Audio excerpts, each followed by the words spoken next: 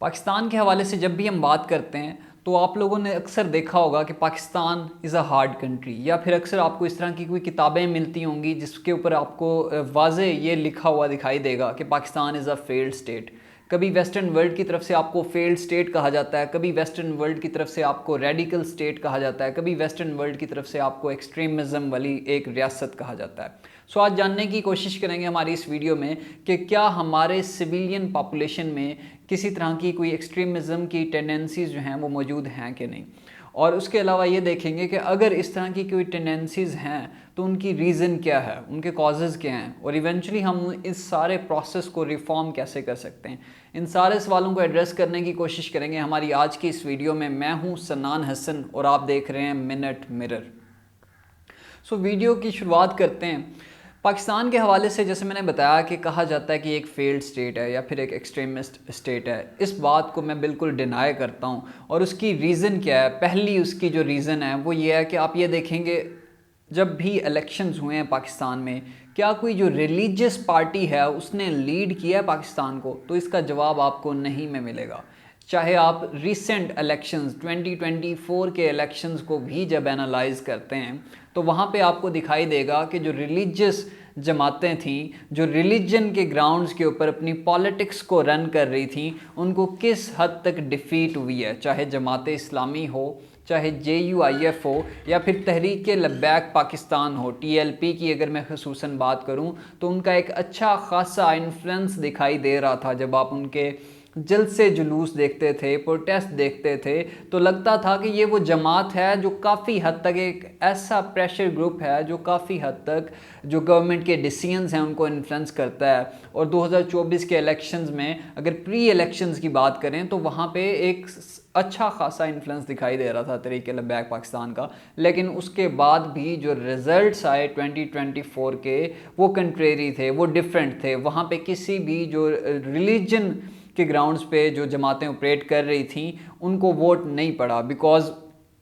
यहाँ पर अब जो लोग हैं वो मज़ीद रैशनैलिटी की तरफ जा रहे हैं। वो अब इन चीज़ों के ऊपर वोट नहीं देते, वो टेंजिबल रिजल्ट्स देखते हैं। हेल्थ केयर सिस्टम में, पॉलिसी मेकिंग में, लेजिस्लेशन प्रोसेस में वो ये सारी चीज़ें देखते हैं कि बेसिकली अवाम के लिए किया क्या गया है। और दूसरी बात, जहाँ तक बात हो रही है एक्सट्रीमिज़म की, जो वेस्टर्न वर्ल्ड अगर हमें एक्सट्रीमिस्ट डब करता है तो पहले तो ये देख लेते हैं कि वो खुद वहाँ कहाँ पे स्टैंड कर रहा है। जब आप अमेरिका की बात करते हो तो इवेंचुअली जो डिवीजन है अमेरिका की सोसाइटी में वो काफ़ी हद तक बढ़ चुकी है। वो जो डेमोक्रेसी के नॉर्म्स उन्होंने इंट्रोड्यूस कराए थे वर्ल्ड को, वो इवेंचुअली अब डिक्लाइन की तरफ जा रहे हैं। चाहे वर्ल्ड फ्रीडम रिपोर्ट हो जिसके अकॉर्डिंग तकरीबन ये जो साल है, it is 17th consecutive year in which you have witness the decline in democracy. और उसके साथ साथ स्वीडिश थिंक टैंक की रिपोर्ट है जिसमें उन्होंने बताया कि अमेरिका के अंदर, जो कि ज़ाहिर है डेमोक्रेसी को प्रमोट करता है, वहाँ पे क्या हुआ है कि डेमोक्रेसी रिग्रेशन हुआ है वहाँ पे। यानी कि आफ्टर द इंसरेक्शन ऑफ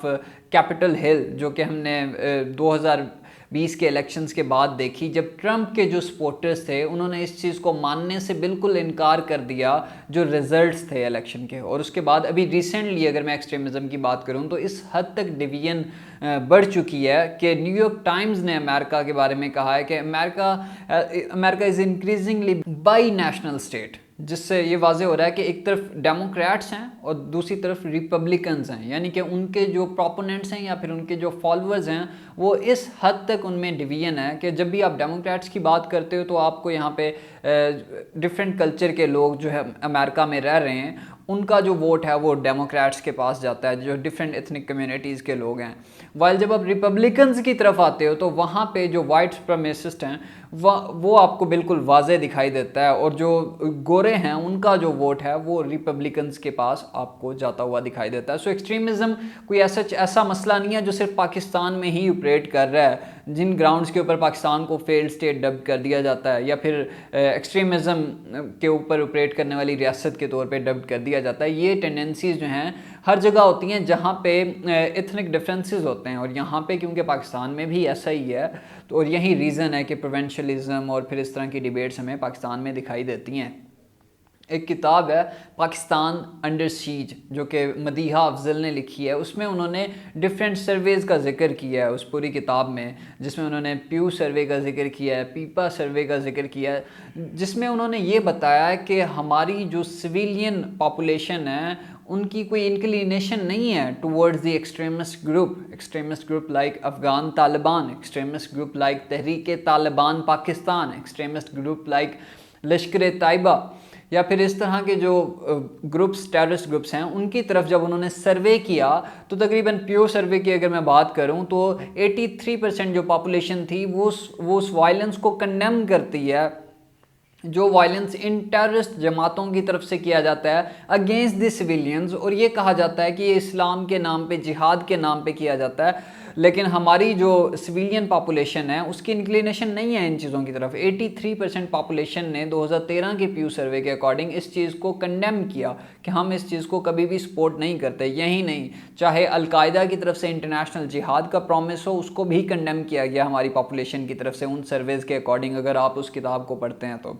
या फिर जो है चाहे लश्कर तैयबा हो, और उसमें उसने एक ग्राफ जो है डिज़ाइन किया है और उस ग्राफ में उसने बताया कि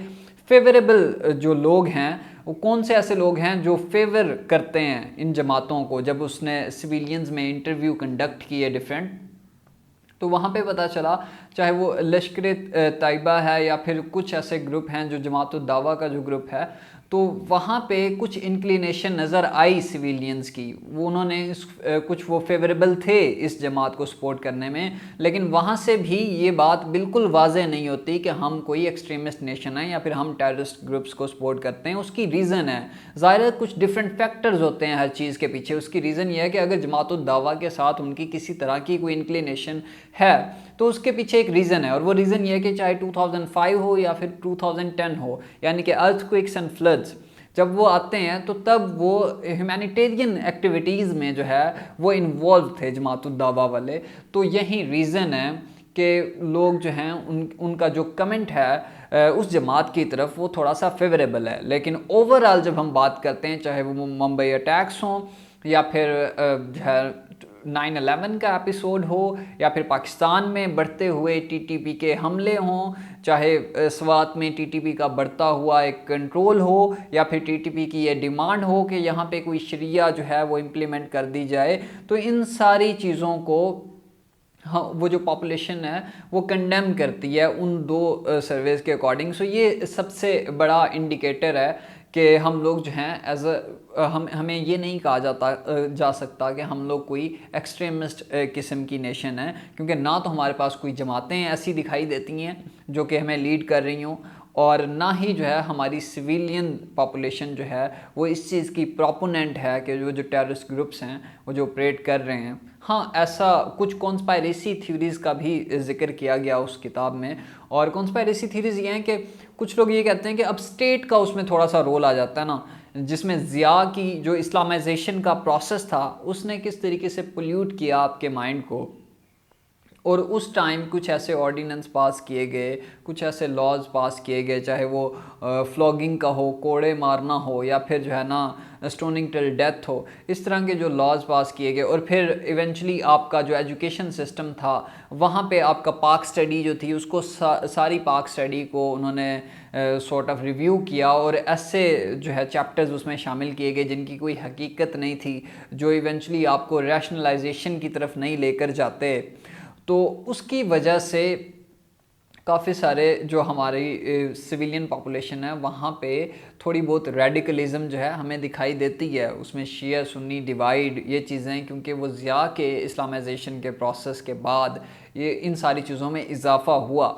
लेकिन उसके बाद भी जो अच्छा यहाँ पे कुछ जमातें जो टेररिस्ट जमातें हैं वहाँ पे फेवरेबल कमेंट क्या आता है कि जब सिविलियंस में कुछ लोग ऐसे भी थे उन सर्वेस के अकॉर्डिंग जो कह रहे थे कि अगर कोई शरिया इम्प्लीमेंट करना चाहता है तो वो ठीक है। अब उसकी रीज़न क्या है, क्योंकि स्टेट ने वहीं जो 1980s में जो जिहाद आपने अफ़गान वॉर जो आपने इंट्रोड्यूस कराई और फिर मुजाहिदीन को जो आपने वहाँ पे भेजा, तो उसके तहत कुछ लोग ऐसा सोचते हैं, वो ये सोचते हैं कि शायद जो है क्योंकि वो शरिया इम्प्लीमेंट करना चाह रहे हैं, शायद कोई इस्लाम इम्प्लीमेंट करना चाह रहे हैं, तो वहाँ पे एजुकेशन का डेफिसिट है, तो फिर वो जो जहाँ पे एजुकेशन का डेफिसिट है वहाँ पे वो ये लोग ये कंसिडर करते हैं कि जो है ना, अगर वो कोई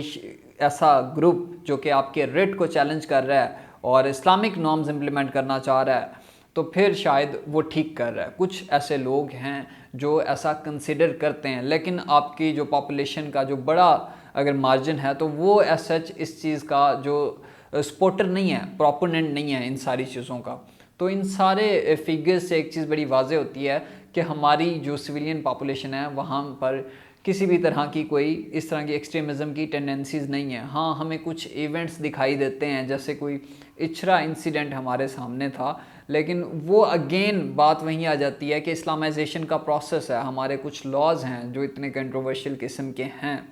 कि जिसकी वजह से हमें इस तरह के एपिसोड्स जो हैं देखने को मिलते हैं। तो नाजरीन, ये थी हमारी आज की वीडियो। आपसे मुलाकात होगी अगली वीडियो में, तब तक के लिए अल्लाह हामी व नासिर।